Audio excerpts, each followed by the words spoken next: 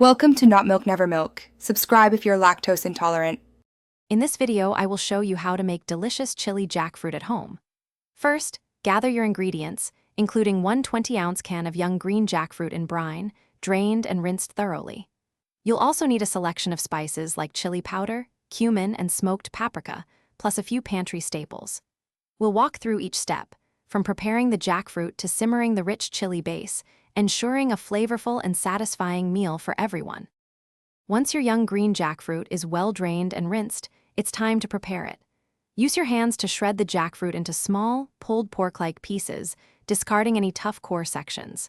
This step is crucial for achieving the right texture. Next, heat 1 tablespoon of oil in a large skillet over medium heat. Add the shredded jackfruit and sauté it for about 5 to 7 minutes until it starts to brown slightly, enhancing its flavor. Now, let's build the rich chili base. In the same skillet, add a bit more oil if needed, then sauté 1 diced onion and 2 cloves of minced garlic until they are fragrant and softened. Stir in 2 tablespoons of chili powder, 1 teaspoon of cumin, and half a teaspoon of smoked paprika, cooking for 1 minute until aromatic.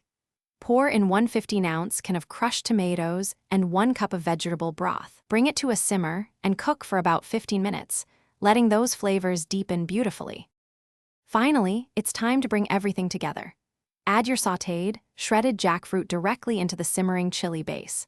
Stir everything thoroughly to ensure the jackfruit is fully coated in the rich sauce.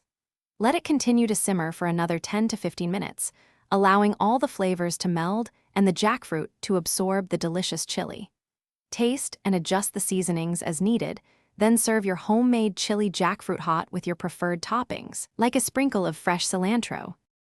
Thanks for watching. If this was helpful, leave a like and consider subscribing. See you next time.